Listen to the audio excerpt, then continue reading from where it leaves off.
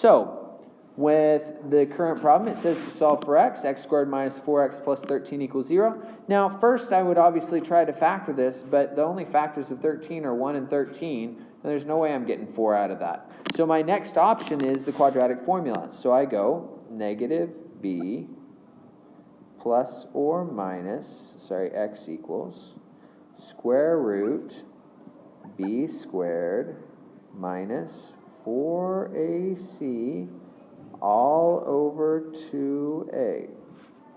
Now with that, I should be able to solve my quadratic. So negative b was negative 4, so 4 plus or minus square root, b squared would be 16, minus 4 times a, which is 1, times c, which was 13,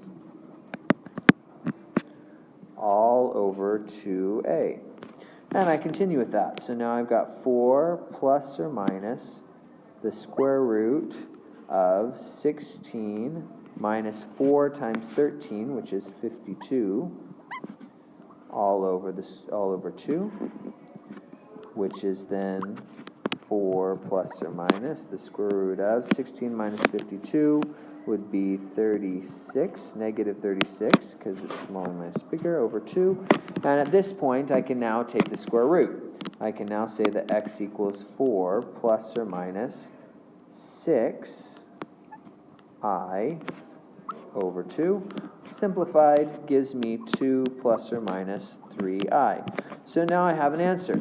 Now, normally in this situation, if I were to solve for x, it would give me the x-intercepts.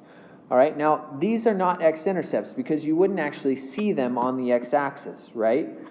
If we're looking at kind of an xy axis, imaginary would kind of be a third axis. You can think of it this way, where I have this third axis which is going in and out of the page, and that's where the imaginary axis would be, right? It's just another component. It's another dimension, if you will. All right, and that's what's kind of giving us, it's the reality of imaginary numbers, is that it exists, and it would eventually cross this plane, this flat plane here, somewhere. It would cross that, but it would not cross the xy axis, ever. Okay, so we've got these which we'll then call roots, or zeros, because it will make the function equal to 0, but what it will not do is it will not ever cross the x-axis. You won't have any x-intercepts. All right, now with the next video, it's a similar idea. It's just now it's a cubic. We're getting used to working with all sorts of polynomials, not just quadratics. Now here, of course, I got a common factor of x, so I'll take out the x, leaving me with x squared plus 2 equals 0. Now in this situation, I can now say that x equals 0 or x squared plus 2 equals 0, right? One of those two things has got to be 0, otherwise I wouldn't end up with a 0. Now, obviously that gives us one answer, x equals 0. Now, a cubic function has the possibility of 3 x-intercepts. However, it will have 3 roots, okay?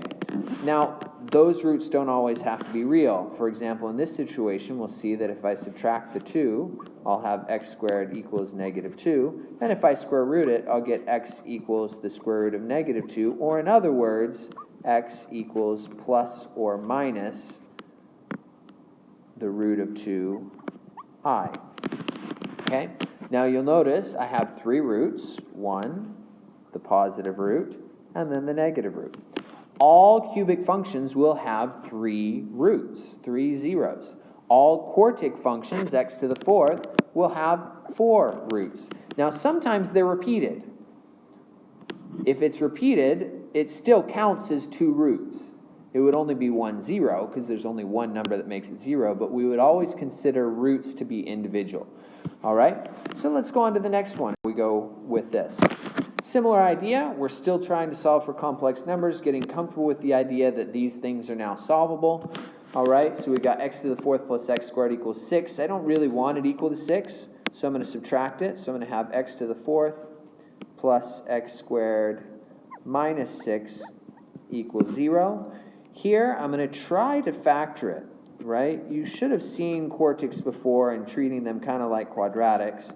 Now it looks like if I go plus and minus, and if I go plus 3 and minus 2, this one will give me a positive 3x squared, that one will give me a negative 2x squared, which will end up giving me the positive x squared that I see right here. Okay, and it'll give me the negative 6 and the x to the fourth, so that therefore is equal to 0.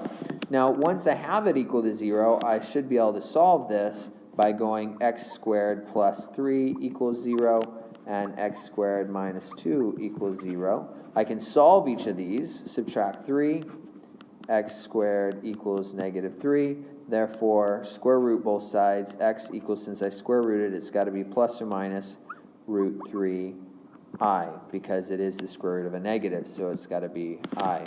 On the other side, I will add 2 to both sides, and I'll have x squared equals 2, and then x equals plus or minus root 2. Note that it was a quartic function. We can see that right here, quartic function. And because it was a quartic function, I have 1, 2, 3, 4 roots.